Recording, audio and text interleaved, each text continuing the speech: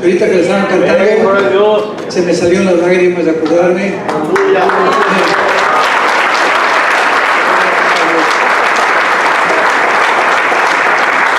Son canciones e himnos hermosísimos, ¿verdad? Ahora sí que decimos que de la época de Calvino. Pero todas estas canciones tan antiguas son preciosas, ¿verdad? La sangre de Jesús, solo de Jesús la sangre. De amigo con razón, solo de Jesús la sangre. Esa también, ¿verdad?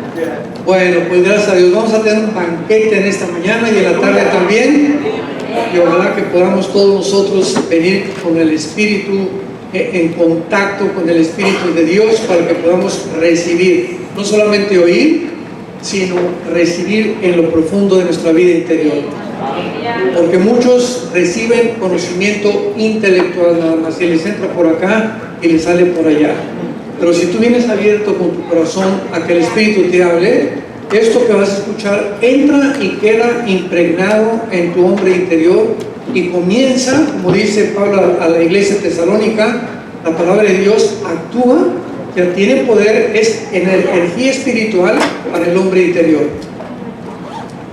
Muy bien, quiero dar una visión geopolítica primero del mundo para que podamos adentrarnos en estas dos conferencias que tenemos bastante tiempo para compartir de las profecías bíblicas, para que todos ustedes puedan situarse y entender cómo hemos llegado a la época en la que hemos llegado, el siglo XXI, y qué se encuentra detrás de nosotros, porque hay una frase muy importante que dice que la historia nos enseña que el hombre no aprende de la historia. Entonces, veamos en primer lugar una visión del siglo XX, qué es lo que está pasando ahorita en el siglo XXI, y las condiciones que el mundo se encuentra actualmente, tanto en el Medio Oriente como en Europa. Muchos de ustedes tienen su trabajo, son ingenieros, contadores, otros tienen oficios, carpinteros, mecánicos, jardineros, lo que sea, y hay muy poco tiempo de poder tener información, de ver las noticias, de enterarse. Nosotros como hombres de Dios necesitamos estar enterados.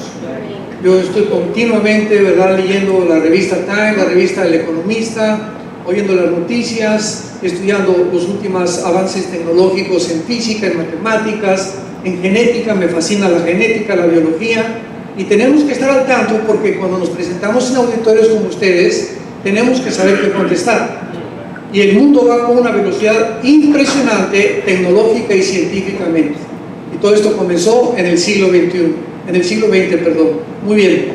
En el siglo XIX, un hombre llamado Carlos Marx hizo un libro que se llamó El Capital, y con otro hombre llamado Federico Engels comenzaron ellos a postular una filosofía por causa de la opresión que había en Europa, principalmente de las clases ricas hacia los pobres. Entonces, en este libro, El Capital, Carlos Marx postuló que había un problema social en la humanidad y que necesitaba resolverse. Esta fue su perspectiva atea, desde luego, porque él fue ateo, y que el problema era que la lucha del proletariado, que es la prole o la clase baja, estaba oprimida por la clase burguesa o la burguesía, y que si la clase, el proletariado, derribaba a los ricos o a los imperialistas, como le llamaban, les comenzaron a llamar los comunistas, entonces iba a haber una igualdad en la sociedad para que pudiera haber realmente que nadie tuviera más que otras personas. Yo les cuento todo esto porque antes de ser cristiano yo fui comunista. Pertenecía al Partido Comunista Mexicano, fui perseguido por la ley muchas veces, estuve en la cárcel 2 veces, nos torturaron, y cuando yo supe a los 25 años que el Che Guevara y que el castrismo y que toda la dialéctica materialista no ofrecía absolutamente nada al mundo, fue cuando Dios me llamó para ya no predicar el comunismo socialista, sino el evangelio de la gracia de Jesucristo. Tuve una transformación y una conversión muy, pero muy dramática, porque descendí hasta lo bajo. Cuando Dios me llamó, yo estaba en el suelo completamente, decepcionado del mundo, desilusionado, sin ningún propósito ni sentido para vivir. 3 veces le pedí a Dios que me llevara, si existes, llévame, ya no quiero seguir viviendo. Y fue cuando el Señor me tendió la mano y conocí a Jesús. Cuando Carlos Marx muere y Federico Engels muere, no se llevó a cabo en la práctica el famoso comunismo, sino que hasta 1917 un hombre llamado Lenin inició una revolución en Rusia que se llamó la Revolución Bolchevique. Esta revolución tuvo lugar porque el último zar de Rusia, Nicolás II, habían llegado los zares rusos a una explotación de los demás impresionante, igual que la famosa Revolución Francesa, cuando el pueblo le corta la cabeza a todos, guiados por Robespierre, a toda la clase política que estaba hasta arriba. Entonces Lenin inicia la Revolución Bolchevique en Rusia, y ahí se inicia el siglo pasado lo que se llamó la ideología comunista. Entonces esta ideología perduró de 1917 hasta 1989. Sucedió un fenómeno cuando vino la Segunda Guerra Mundial, porque en 1917 acababa la Primera Guerra Mundial y se encontraba Alemania en ruinas, principalmente en las ciudades de Europa. Entonces se levanta un hombre llamado Hitler en el Partido Nacional Socialista Alemán para comenzar a iniciar la prosperidad, entre comillas, supuesta, y Hitler saca a los comunistas de Alemania, comienza a crear empresas, comienza a repartir el dinero, y pues todo el mundo, estos líderes populistas tienen éxito precisamente porque le ofrecen a la clase baja una prosperidad que es mentira que se pueda alcanzar en el mundo en que vivimos. En otras palabras, el mundo no va a terminar con la pobreza, ni con el crimen, ni con los secuestros, ni con la maldad, hasta que Jesucristo regrese. Las guerras continuarán y el cristiano no puede hacer desfiles para el pacifismo porque es una utopía. Jamás podremos nosotros acabar ni protestar contra eso, porque desgraciadamente, escúchenme, hay guerras que son necesarias. ¿Por qué son necesarias? Por el pecado y la violencia humana. Si en 1945 no se junta la Rusia comunista con Stalin, no se junta Estados Unidos y Winston Churchill, Inglaterra con Estados Unidos, para sacar a los nazis de Europa, el mundo estaría ahorita hecho pedazos. Pues gracias a Dios a que se unió Inglaterra, Rusia y Estados Unidos y Canadá para sacar a los nazis de Europa. Pues vemos que fue una guerra, la Segunda Guerra Mundial, a pesar de tantas víctimas y de tantas personas que murieron, algo necesario. Muy bien, termina la Segunda Guerra Mundial y en 1945 se levanta esta nación, Estados Unidos de Norteamérica, con la supremacía política, militar y económica del mundo entero.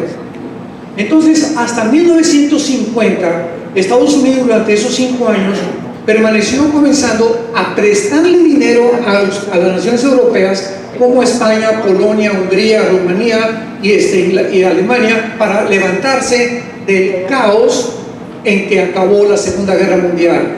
Pero en 1950 al 52 se levanta la Unión de Repúblicas Socialistas Soviéticas, comenzando a competir ahora contra Estados Unidos. Fueron amigos en la Segunda Guerra Mundial, pero ahora Rusia ya no quería ser amigo de Estados Unidos, muere Stalin y comienza entonces lo que se conoció como la Guerra Fría. ¿Qué es la Guerra Fría? Para muchos que no tienen conocimiento, es cuando no hay una confrontación de armas convencionales entre una nación y otra nación. En otras palabras, comenzaron a competir económicamente. Esta Guerra Fría llevó a una tensión tremenda en los 60s con el presidente que ya murió, John Kennedy, cuando Nikita Khrushchev, el primer ministro de Rusia, manda misiles a Cuba porque Castro se dio cuenta que la revolución necesitaba expandirse a Sudamérica. Ustedes saben que el Che Guevara llegó a Bolivia y ahí fue donde fue muerto por comandos americanos ayudados por el gobierno boliviano para impedir la expansión del comunismo en Sudamérica. Entonces llega Fidel Castro levantando la revolución y le habla a Rusia para que pongan misiles nucleares en Cuba, apuntando a esta nación. Los satélites norteamericanos detectaron esta intervención y el presidente Kennedy, muy valiente, independientemente de todos los defectos que tenía, le avisó a Nikita Khrushchev y a Castro: si no sacan los misiles, vamos a entrar a una tercera guerra mundial. Este conflicto duró aproximadamente 3 semanas. La tensión era terrible, porque no sabían si iban a disparar o no iban a disparar, quién iba a disparar primero, hasta que finalmente, para no ser el cuento largo, Nikita Khrushchev se convence, sacan los misiles, y fue la única vez en el siglo XX cuando el mundo estuvo a punto de una tercera guerra mundial. No era posible que esta guerra se llevara a cabo, porque las profecías bíblicas nos indican que cuando venga la tercera guerra mundial no va a tener estas características, sino que antes de la tercera guerra mundial, dice Ezequiel capítulo 38, lo vamos a ver más adelante, que va a venir Rusia con Irán, con Siria y con Turquía a invadir Israel. Para que esta guerra tenga lugar, escúchenme muy bien, Estados Unidos tiene que desaparecer. No del mapa, pero tal vez económicamente, o ataques terroristas, o tal vez por el arrebatamiento de la iglesia, donde se debilite completamente y Estados Unidos pase a ocupar un segundo o tercer lugar de preponderancia económica y militar en el mundo. Así que ahorita la deuda externa de este país es de 23 trillones de dólares. No sé cuántos sepan lo que es $1 trillón, pero si tú comienzas a contar $1 en este momento, cada hora, en 250 años, no has llegado a contar $1 trillón. Para que tengas idea leve de lo que es $1 trillón. Muy bien, entonces pasa los 60s y llegamos a 1989, cuando Mikhail Gorbachev va al Vaticano con el Papa Juan Pablo II, y desde el Vaticano, usando este foro, manda un mensaje al mundo: quiero decirles que el comunismo fracasó. No hemos podido nosotros realmente desarrollar el comunismo por 2 razones principales. Así lo dijo Gorbachev en 1989. Número 1, porque sacamos a Dios de Rusia. Y número 2, porque nos aislamos del capitalismo. Fueron las 2 razones que en su libro La Perestroika, Gorbachev escribió como razones por qué fracasó la ideología comunista. Entonces el muro, ¿se acuerdan del muro de Alemania que dividía la Alemania occidental de la Alemania oriental? Fue derribado. Y en ese momento, pues, el mundo se dio cuenta, el comunismo fracasó. Y Estados Unidos continuó permaneciendo hasta este momento que les estoy hablando. Este país continúa teniendo el poder más grande que existe, económico y político, pero escuchen muy bien, ya no militar. Fue en el anterior gobierno demócrata, con el presidente Obama, cuando Obama comenzó a detener la fabricación de misiles, de barcos y de submarinos norteamericanos. Y aunque Rusia es inferiormente más grande que Estados Unidos económicamente, Rusia tiene ahorita el poder militar y nuclear de eliminar 3 o 4 naciones de esta nación en 30 segundos. Los submarinos que están ahorita apuntando en el Océano Atlántico contra precisamente Nueva York, contra toda la costa este de Estados Unidos, y los que se encuentran en el mar Pacífico también, están apuntando, son aguas internacionales, y solamente basta una orden para que ahora el nuevo misil ruso que se llama Satán pueda llegar a este país en menos de 40 segundos. Ahora quiero explicarles algo muy bien, solamente para que nos demos cuenta en qué momento de la historia nos encontramos. El presidente de Estados Unidos, ahorita el presidente Trump, trae un portafolio, todos los presidentes lo tienen que traer, donde se encuentra una computadora y donde se encuentran los códigos de las armas nucleares, tanto de la Fuerza Aérea como de la Naval, como también terrestre, de la infantería. Entonces, el presidente solamente tiene, él es el único, el presidente, que puede con su dedo, con su huella digital, apretar un botón, y el momento que el presidente apriete el botón, abre y le dicen: lo está bombardeando o hay una amenaza nuclear y da la orden del presidente de que se conteste estos misiles, tarda 35, 40 segundos en que la Armada Naval, los portaaviones, la Fuerza Aérea y la Infantería contesten.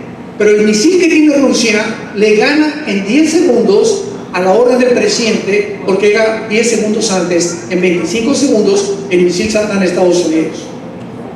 Ahora, Estados Unidos tiene un paraguas en el lado de Hawái y en el lado de la costa este de aquí, donde ya los israelíes le han permitido detectar exactamente cuándo vienen y contrarrestar los misiles. Ahorita Israel lo está usando de todos los que les han mandado.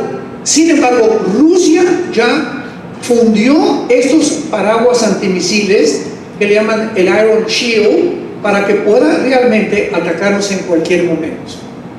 Ahora, ¿por qué Rusia ahorita no ha atacado a Estados Unidos? ¿Por qué Rusia tiene la base naval más grande en Siria y en Venezuela? Venezuela se encuentra una de las bases navales más grandes y en Nicaragua se encuentran armas nucleares rusas también. Ahora, ¿cuál es el propósito de todo esto para que pueda avanzar hacia este país? Como ustedes saben, tenemos en México un nuevo presidente que es compadre de Maduro. Y que después de muchos años, México entra a un comunismo socialista otra vez. Y esto es un trampolín simplemente porque ya en México se encuentran rusos y el grupo terrorista de Irán que se llama Hezbollah. El famoso muro de tu padrino Trump, que él quiere poner, eso de los migrantes, por favor, es una cortina de humo. No es cierto, esa no es la razón. Trump sabe perfectamente bien que ya están grupos terroristas rusos e iraníes en México tratando y mezclándose con refugiados de Centroamérica para atravesar la frontera con Estados Unidos. Y es imposible que todas las aduanas de Estados Unidos, tanto del Océano Atlántico como del Océano Pacífico, puedan tener la infiltración de grupos. Basta una sola persona en un portafolio de este tamaño para tener una bomba que pueda volar todo el estado de Nueva York. Ahora, esta es la situación en la que el mundo se encuentra, pero llegamos al siglo XXI. Y entonces entra a Rusia un hombre llamado Vladimir Putin. Y este hombre quiere resucitar la antigua Unión de Repúblicas Socialistas Soviéticas. Y por otro lado, en el Medio Oriente, surgió un grupo llamado ISIS para tratar de establecer el califato, vengándose los musulmanes de lo que la Iglesia Católica, porque fueron los católicos, no fuimos los cristianos, pero los musulmanes y los judíos creen que cuando hablamos de cristianos no saben distinguir entre sectas como la Luz del Mundo, que no es evangélica, con el líder este sinvergüenza que acaban de agarrar, lo que es evangélico y lo que es católico. Ellos dicen cristianos no creen que todos somos iguales. Entonces los musulmanes están enojados porque el Vaticano mandó matar hace algunos siglos a todos los musulmanes para sacarlos de Jerusalén, en lo que se conoció como la Guerra de las Cruzadas. Y en ese tiempo los musulmanes fueron humillados y el imperio musulmán duró aproximadamente hasta 1923, después de la Segunda Guerra Mundial, cuando los ingleses toman el Medio Oriente y después lo sacan a los ingleses para que Israel regrese a su tierra, y entonces viene la repartición de Irak, de Siria, de Transjordania y de todo lo que es el Medio Oriente. Entonces los musulmanes están enojadísimos porque están humillados, como fueron humillados en la Primera Guerra Mundial los alemanes, y quisieron establecer el califato. Entonces Rusia comenzó a apoyar a los de ISIS, porque los de ISIS comenzaron primero, dizque, a sacar a todos los de Siria, y querían sacar al presidente Assad de Siria.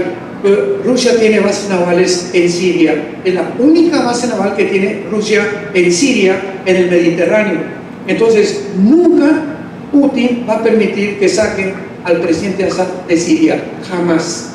Él va a permanecer ahí mientras esté Rusia. Y de acuerdo a las profecías bíblicas, Rusia va a quedar finalmente en el mundo con algunas naciones musulmanas y europeas para establecer la guerra contra el anticristo en la famosa batalla del Armagedón.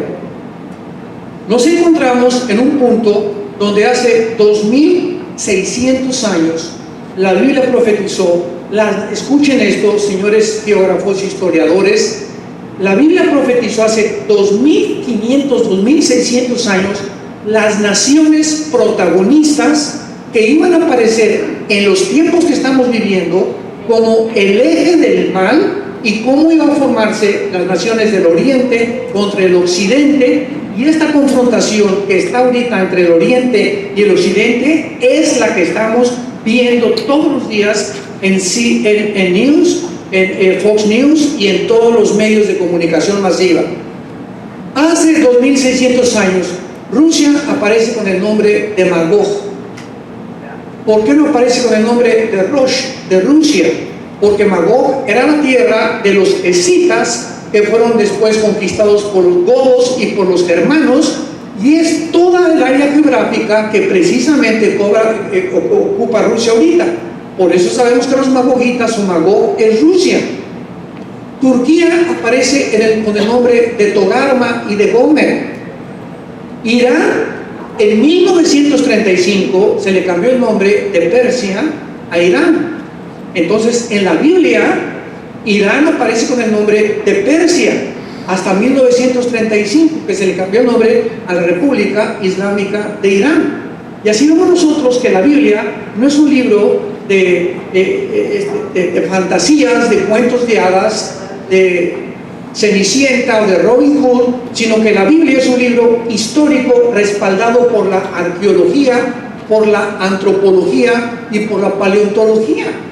Entonces estamos enfrente de un documento que es historia, que es geografía, que es genética, que es química, que es biología, que es antropología, y todas las ramas de la ciencia las encontramos en la Biblia. Es un libro extraordinario. Y cuando nosotros nos enfrentamos a un foro como el que tenemos acá, pero de científicos, mi esposo y yo hemos estado en foros científicos con astrofísicos, con ateos, no hay, quiero decirles, una sola filosofía que se atreva a compararse con la Biblia, y la Biblia hace pedazos todos los sistemas de pensamientos humanos. Este es el poder que tenemos nosotros en este libro que se llama la Biblia.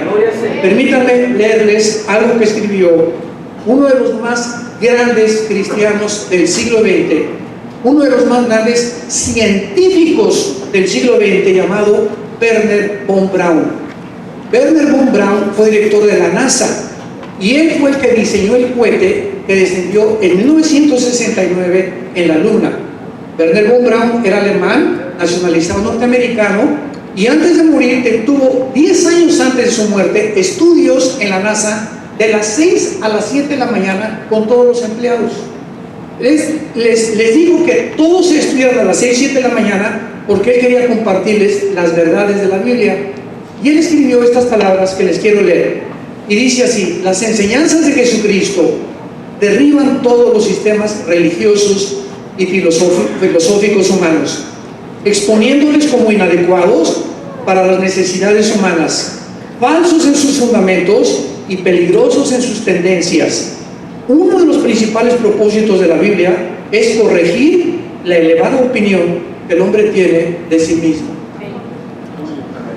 Tú te enfrentas a este libro y la palabra de Dios es locura al que se opone, porque te humilla y te hace ver que no eres Dios, ni yo soy Dios tampoco, que necesitamos algo que trascienda a nosotros mismos, porque las respuestas del mundo de la ciencia, como lo vamos a ver a continuación, no se encuentran dentro del ser humano. Muy bien, veamos a continuación rápidamente como una base teológica en Isaías capítulo 41. Vamos a establecer algunas bases teológicas para poder desarrollar esta conferencia titulada Verdades y las profecías bíblicas. En este maravilloso libro de Isaías capítulo 41, ¿saben ustedes que en 1948 se encontró en el Mar Muerto los rollos de Qumran? Para los que no lo sepan, cuando tu maestro te diga, es que la Biblia tiene una bola de contradicciones y esto y el otro, es un libro con leyendas y que Adán y Eva, ¿verdad? hablan sin saber ni siquiera lo que están diciendo. Se enfrentan ante un documento que no tienen ni siquiera el conocimiento suficiente para poder atacarlo. Esta es una de las razones por las cuales los ateos son mi plato favorito. He tenido más de 40 o 50 debates en televisión, en radio, con ateos, con agnósticos, con escépticos, y cuando me enfrento a un ateo, por ejemplo, yo sé cuáles son sus argumentos ya, en qué terreno están pisando, y pisan el evolucionismo, el materialismo, el darwinianismo y el humanismo, que son filosofías completamente materialistas, pero ellos no conocen la Biblia. Y cuando atacan la Biblia, ni siquiera te ríes. Eso es un libro. Permítame, señor ateo, ¿usted ya lo leyó? No. Entonces, ¿cómo puede usted debatirme? Porque en un debate yo tengo que conocer las armas de mi enemigo para poder saber cómo atacarlo, y si él me contraataca, saber cómo defenderme. Entonces, ese es el problema de los ateos. El ateísmo es insostenible filosóficamente. No se puede sostener filosóficamente. Como decía Jean-Paul Sartre antes de morir, el ateo famoso francés, padre del existencialismo, es que al morir le dijo a su hija: es que yo no puedo entender cómo he tratado de luchar contra alguien que no existe. He gastado mi vida demostrando que no existe, y esto es absurdo filosóficamente, porque si no existe, entonces ¿qué he defendido en toda mi vida? Que lo ampare la Virgen del Socorro.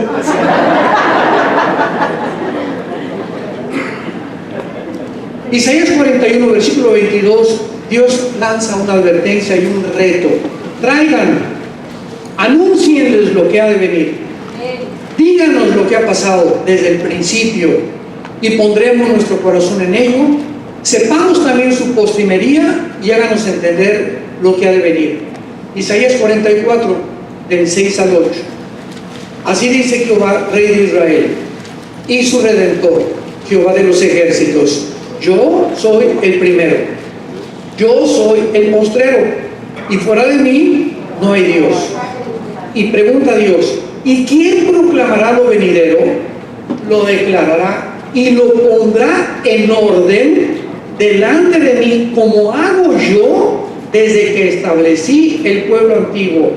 Anuncien lo que viene y lo que está por venir. No temáis ni os amedrentéis. No te lo hice oír desde la antigüedad y te lo dije, luego ustedes son mis testigos. No hay Dios sino yo, no hay fuerte, no conozco ninguno.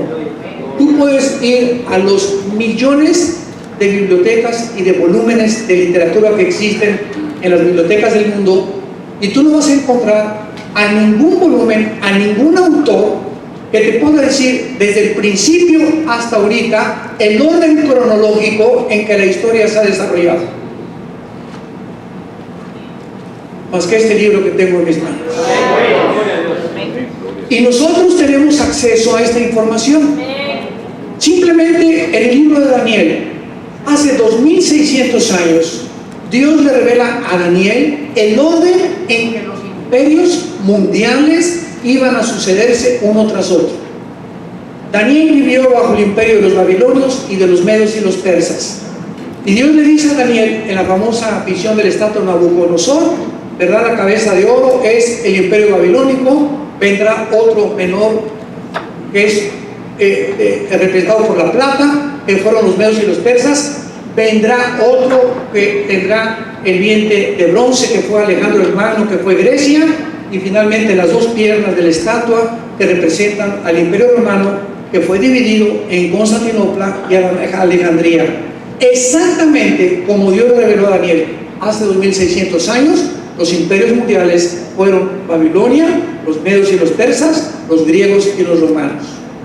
Y la Biblia establece, ahí en Daniel 2 y en Daniel capítulo 7, que el último gobierno mundial, el último imperio que habrá antes que venga Cristo, no será Estados Unidos, ni Inglaterra, ni Italia, ni Rusia, sino que se formará una confederación política de 10 naciones que representan los 10 dedos de la estatua de Nabucodonosor. Estas 10 naciones saldrán del antiguo imperio romano, y el antiguo imperio romano fue formado por naciones de Europa, el norte de África y naciones del Medio Oriente. Entonces, al dividirse Roma en Constantinopla y en Alejandría, nos habla que se van a unir 5 naciones de Europa y 5 del Medio Oriente. Y cuando oigamos de este G10, cierre con mucho cuidado, hasta que oigamos que se forman 10 naciones en una sola confederación política, el Medio Oriente con Europa, hasta entonces saldrá el anticristo. El anticristo es Harald Krashner, que es el príncipe Felipe, que es el Papa, que fue Gorbachev. Son puras especulaciones de las redes sociales, no lo crean. Es que Harald Krashner, mi esposo y yo ahora estuvimos hace algunos años en Nueva York, no he invitado por ustedes, venimos de vacaciones. Pasamos por el edificio que tiene Harald Krashner, es el yerno de Trump, está casado con su Ivanka y tiene el 666.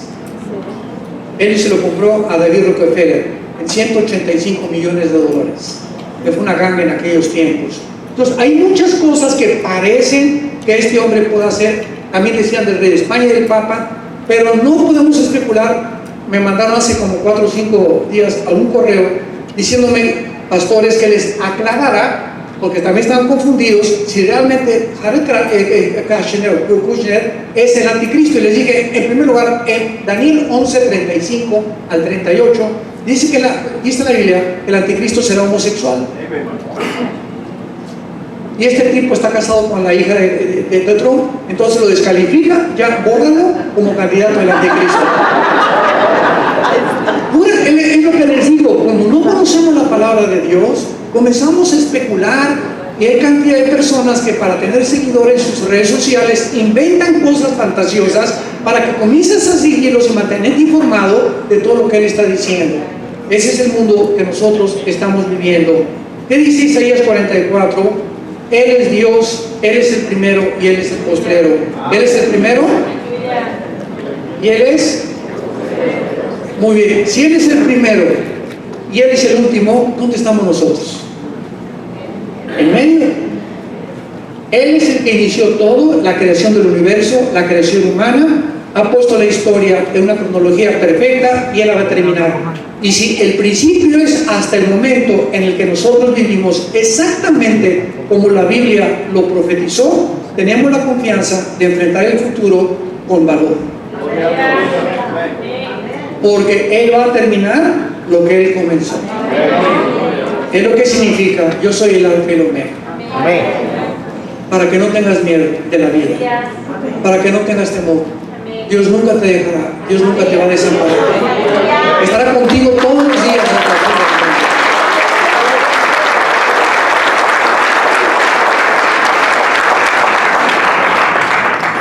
Muy bien, veamos a continuación algunas verdades bíblicas en contraste con las filosofías humanas para seguir comprendiendo de qué forma el mundo ha fracasado tanto filosófica como científicamente. Muchos filósofos a través de la historia han tratado de ofrecernos interpretaciones acerca del origen del universo, de la vida, del propósito. Por ejemplo, Sigmund Freud, el médico vienés, comenzó a hacer experimentos con enfermos de neurastenia y los comenzó a hipnotizar a finales del siglo XIX, principios del XX, y Freud creía que llevando del consciente al inconsciente, enviándolo al subconsciente y regresándolo al consciente, podía sanar a una persona mentalmente. Pero él mismo, el mismo Freud, a la 1 o 2 de la mañana se levantaba empapado en sudor, gritando como una persona paranoica y neurasténica. Yo no quisiera tener ese como un maestro. Entonces, él atribuyó el problema del ser humano a la psique. Entonces, tú puedes comprobar en el siglo XXI que vivimos, todos los hospitales psiquiátricos en el mundo que existen, no hay un solo hospital psiquiátrico que pueda curar a ninguna persona. Todos los hospitales psiquiátricos manejan, o la terapia que usan son químicos, chochos, pastillas tranquilizantes, Prozac, Valium, Prozac. y todas estas cosas, porque no hay manera de cambiar una neurastenia, una sociopatía, una esquizofrenia a través más que de químicos para controlarlos, pero no los pueden curar. Entonces, la psicología, tú vas con un psicólogo, ¿verdad? Y no estoy en contra, ¿verdad? Hay unas cosas buenas de ellos, y lo bueno es que simplemente te dicen, bueno, mira, tú eres y tienes estas tendencias porque en chiquito te abandonaron, porque tu papá te pegó, no tuviste una imagen paterna, y la psicología te ayuda a definir las causas por las cuales tu conducta es como se manifiesta, pero no te dan la medicina. Ni ellos te tienen que mandar al psiquiatra, porque los psicólogos no pueden prescribir recetas médicas, solo los psiquiatras. Y vas con el psiquiátrica y acabas enchochado. William Shakespeare, el gran dramaturgo inglés, comenzó a decir que el problema humano era el defecto trágico. Carlos Marx, la lucha de clases. Y así vemos todas las interpretaciones que a través del tiempo han tratado de llegar a una verdad. Y la única verdad a la que han llegado hasta este momento científicamente es que el ser humano es autodestructivo. Que hay algo entre nosotros que desde chiquito, un niño de 1 o 2 años es el dictador de su casa. Tú ves a los niños chiquitos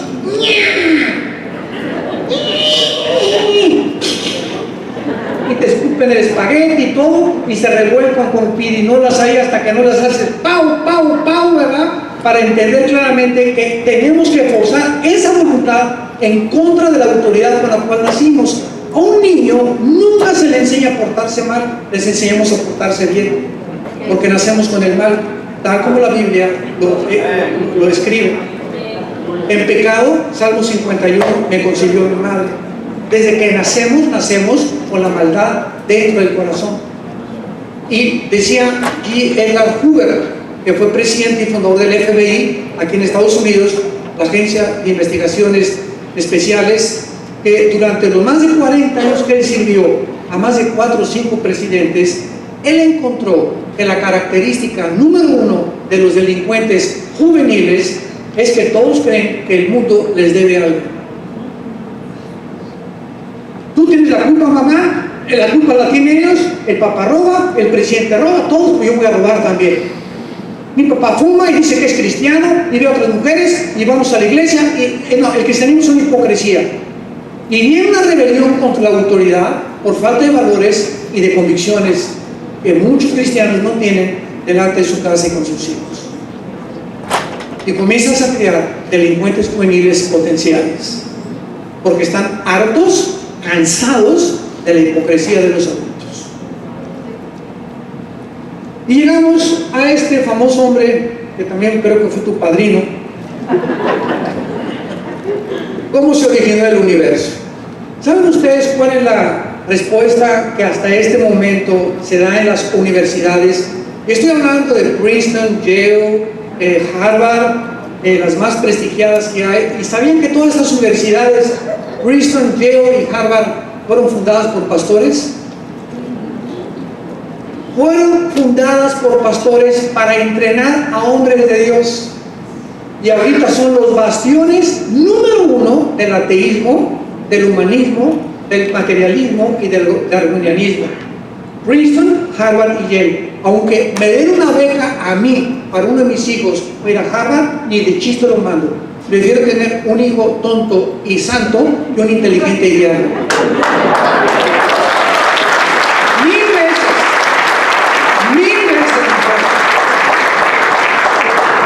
Cuando oigo, ¿verdad? Mi hijo va a ir a Harvard, lo voy a poder estudiar en una universidad en Francia. Dios mío, Virgen de la Macarena. Que en Inglaterra, Europa es el bastión del ateísmo, la degeneración, etcétera, etcétera. Y tu hijo va a ser un astrofísico y todo, pero va a ser un diablo inteligente. Es lo que estás haciendo nada más. Es lo que decía la mamá de los misioneros de John Wesley.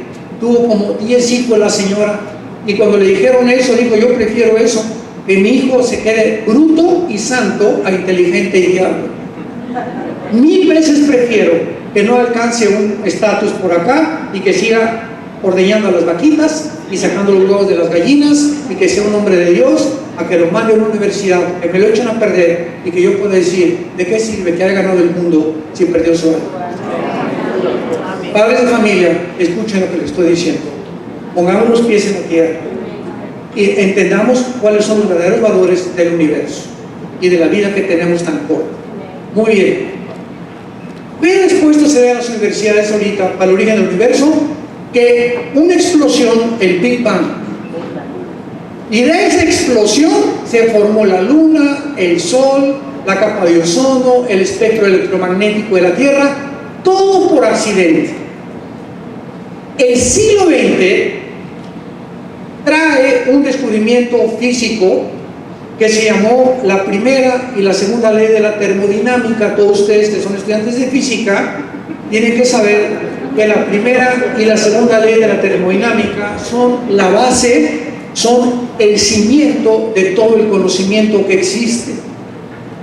Y la segunda ley de la termodinámica establece que todo tiende a un deterioro, todo se echa a perder, todo se está descomponiendo, el sol está perdiendo millones de toneladas más a cada segundo, un refrigerador contradice la teoría de la evolución.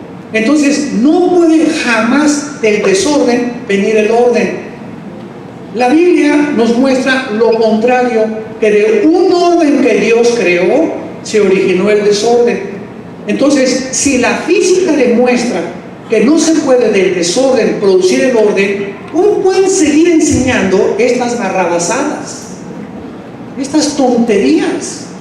Como dice Romanos, Pablo, profesando ser sabios se hacen necios, porque conociendo a Dios no quieren glorificarle como a Dios ni a darle las gracias, se envanecen en sus razonamientos, y como no hay una razón científica para saber cómo comenzó el universo, inventan. Los científicos también inventan, especulan, hipotetizan, porque para que sea científico tiene que ser repetitivo. Y como nadie estuvo cuando el universo comenzó, nadie puede atreverse a decir cómo comenzó el universo más que el Dios que hizo la Biblia. Ni el Ramayana, ni el Buda, ni el Tripitaka, ni los Vedas de los persas, no existe ningún libro religioso que nos ponga en orden la creación en el primer capítulo del Génesis. ¿Cómo supo Dios cuando dijo que sea la luz lo primero que tenía que aparecer? Oye, hermano, espéreme tantito, pero que no fue hasta el cuarto día cuando apareció el sol y la luna. Entonces, ¿qué es esa luz que aparece en el primer día? ¿Y qué diferencia hay el cuarto día que aparece el sol y la luna? Es que hasta el siglo XXI no se sabe qué es la luz, más que un fluido de electrones o energía. Entonces, cuando Dios dijo que sea la luz, hizo un espectro electromagnético, para los que no sepan, que rodea la Tierra, que es la capa de energía más grande del planeta y que hace posible la comunicación entre nosotros.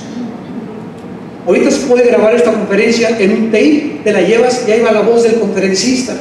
Ahorita puedo transmitir porque el sonido se transmite en ondas, como la luz se transmite en ondas también. Pero nos salimos de la atmósfera y tenemos que ponernos un traje de astronauta para decirle los tontos que quieren ir de luna y miel a la luna. No vas a poder besar a tu esposa, ¿verdad? Le vas a ir a través del casco y a través de un aparato especial transmitir, porque ya fuera de la atmósfera no se transmite en ondas el sonido, porque fuera de la atmósfera Dios no vio la necesidad de que nos comunicáramos.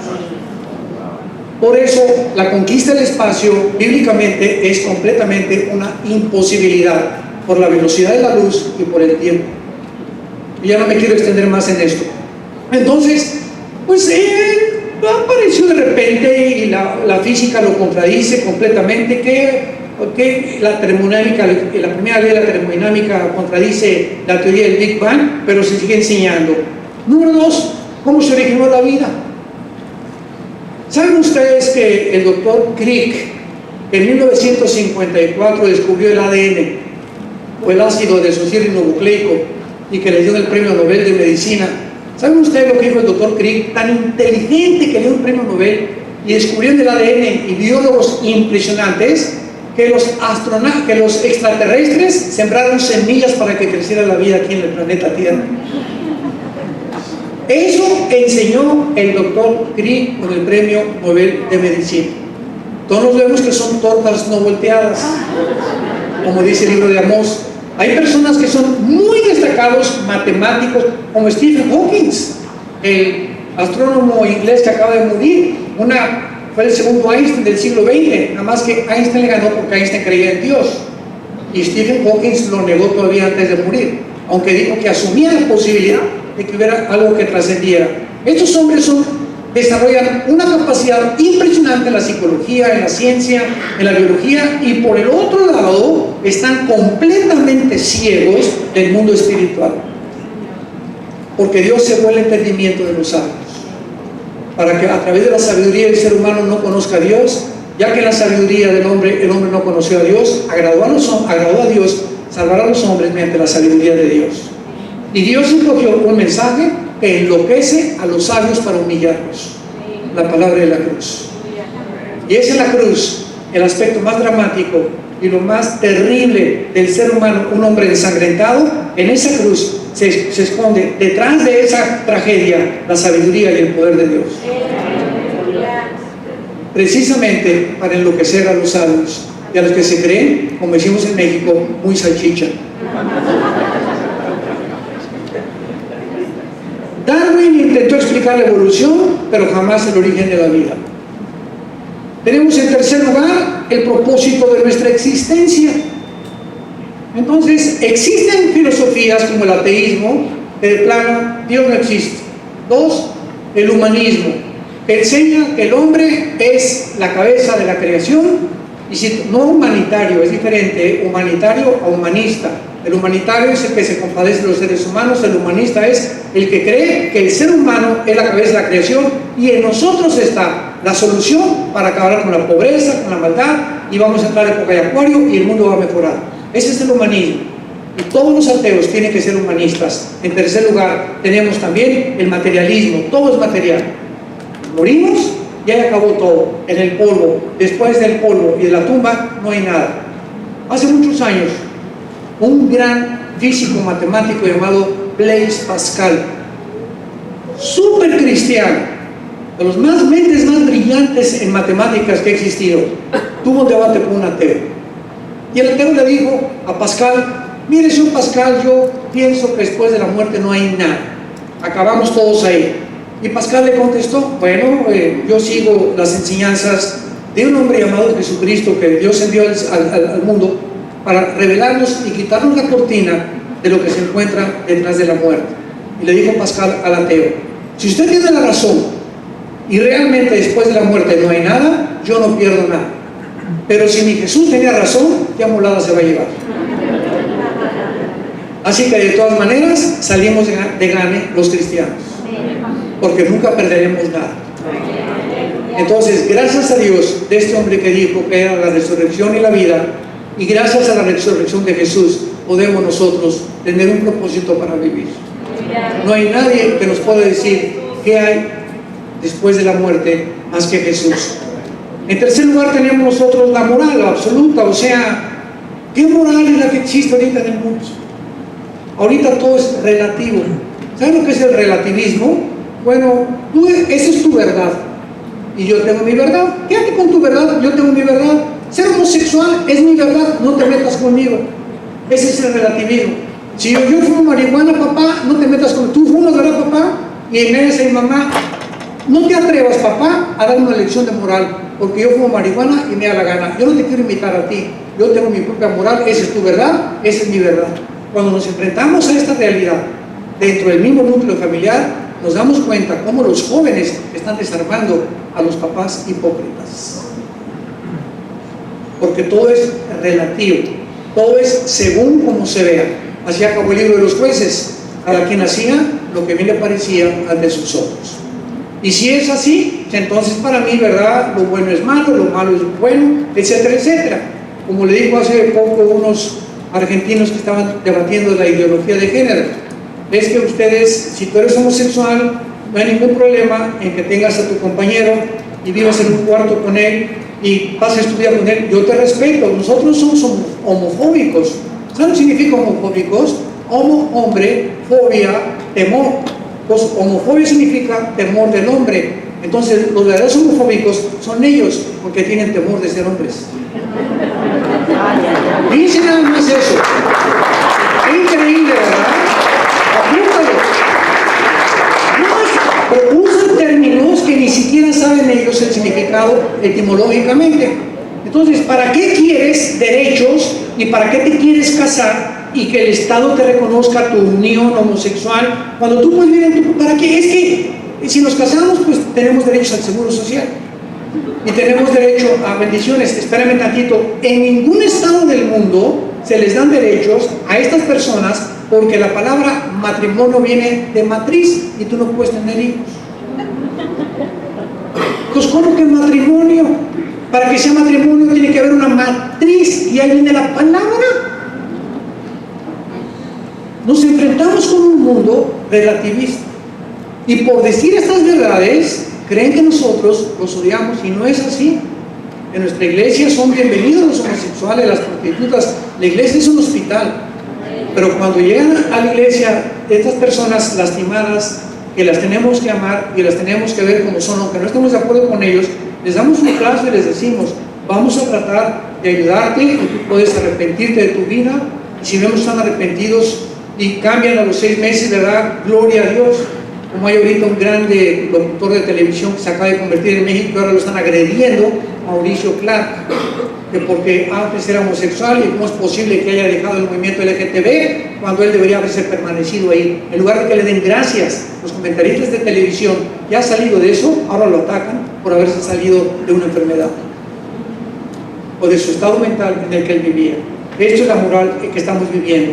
Muy bien, ahora vemos a continuación que no solamente nos enfrentamos a esto, sino que también la Biblia nos ayuda a discernir las falsas doctrinas. Escuchen, siempre ha habido arrianismo, siempre ha habido herejías, desde los primeros años de la historia de la iglesia cristiana, siempre ha habido falsos maestros, falsos apóstoles, falsos profetas. La historia del cristianismo ha sido así. Pablo en Hechos 20 le escribe a la iglesia de Éfeso: yo sé que después de mi partida se levantarán hombres corrompidos, ¿verdad?, como lobos, que arrastrarán a los discípulos, los encomiendo a la palabra de Dios, etcétera, etcétera. Pero si tú no conoces la Biblia, vas a ser engañado. En México acaban de agarrar al líder Nazón, líder de la Luz del Mundo. Su papá había violado 3 señoras. Y esto no es cristianismo. Él tenía en su iglesia en Guadalajara un trono y tenía 10 muchachas del lado derecho y 10 muchachas del lado izquierdo, y cuando entraba la gente lo adoraba a él como Dios. A él, no a Jesús, a él. Y se inclinaban y le hacían así como si fuera un Dios pagano. Entonces no tiene que ver nada con el cristianismo esta secta. Gracias a Dios que al hijo, ¿por qué los gobiernos anteriores en México no le hicieron nada al papá? Porque tenían nexos con los partidos políticos y por la cantidad de dinero que daban los partidos políticos.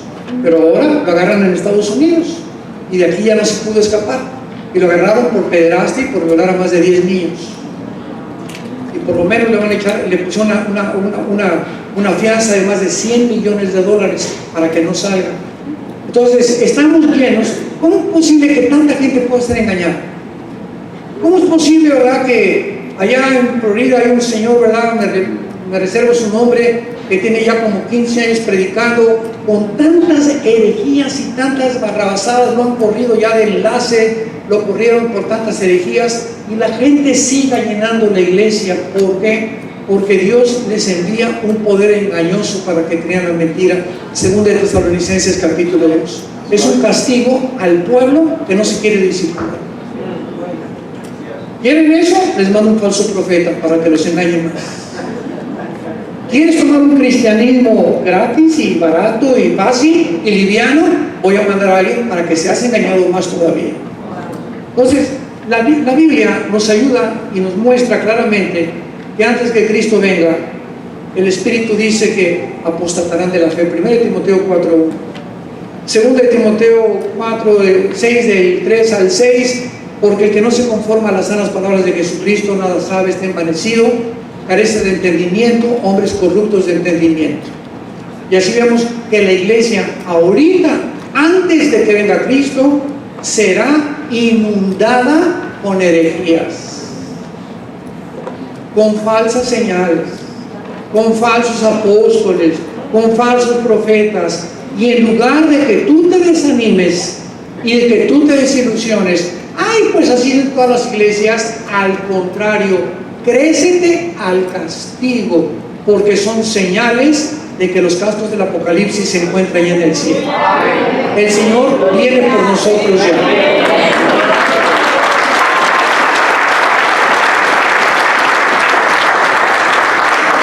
Jesús nos lo anticipó. He aquí os lo digo todo para que cuando suceda os acordéis que yo se los dije antes.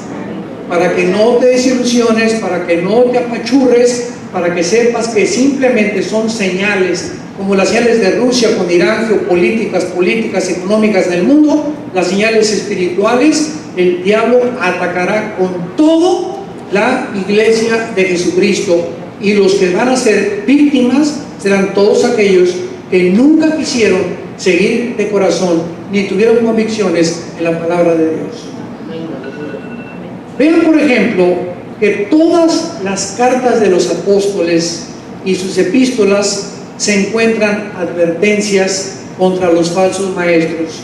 2 Corintios 10, 2 Timoteo capítulo 3 y 4, Tito capítulo 1, todo el libro de Judas, todas son advertencias increíbles contra los falsos maestros, contra los falsos apóstoles. 2 Corintios 11, Apocalipsis capítulo 2. Hace algunos años en California, un pastor dijo que una profeta se acercó y le puso las manos y le dijo que él iba a ser el presidente de la coalición apostólica última antes de Cristo. Y este hombre, este pastor, ¿verdad?, norteamericano, comenzó a mandar títulos a pastores en Centroamérica y Sudamérica, cobrándoles $250 para ser los apóstoles. Entonces, en un país centroamericano se juntaron en un estadio más de 100 pastores para autonombrarse apóstoles. Escuchen esto, usando solamente un versículo de la Biblia, Efesios capítulo 4 del 11 al 2. Porque habrá apóstoles, profetas, maestros, evangelistas, hasta que el cuerpo de Cristo sea edificado. Entonces, después de 2000 años, históricamente, en 2000 años, nadie se autonombró apóstol. Ni los padres de la iglesia, Jerónimo, Tertuliano, ninguno de ellos se autonombró apóstol. El único fueron los católicos, y este sinvergüenza de la luz del mundo, que se nombró apóstol.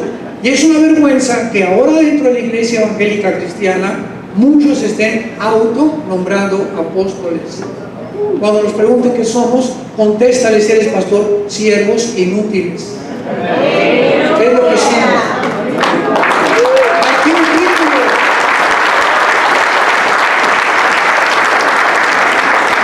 Esto se agravó cuando llegaron ya a poner estatutos dentro del apostolado para decir que ahora eran también arriba de los pastores, los apóstoles. O sea, después del pastor sigue el apóstol, y si eres apóstol, te inclinas ante el apóstol o respetas al apóstol. Y que si una iglesia no tiene apóstoles, no es iglesia de Jesucristo. ¿De dónde sacaron? Ni en el libro del Mormón se encuentra eso. Bueno, es impresionante lo que hemos llegado. Y lo mismo con los falsos profetas. Cuando alguien me dice, es que mire, yo tengo una revelación, digo, mira, si tienes una revelación nueva, escríbela y ponle 2 de Pancho 3:1 y se la pegas a la Biblia. Porque si tú me dices que tienes una revelación, fíjense, síganme con mucho cuidado, si tú me dices que tú tienes una revelación nueva, significa que este libro está incompleto. Y la Biblia termina con un sello, con un candado. En Apocalipsis capítulo 22, ninguna cosa se le puede agregar, no hay nada que se le pueda quitar. Todo lo que Dios tenía que decirnos del cielo, del infierno, de los ángeles, del futuro, está aquí.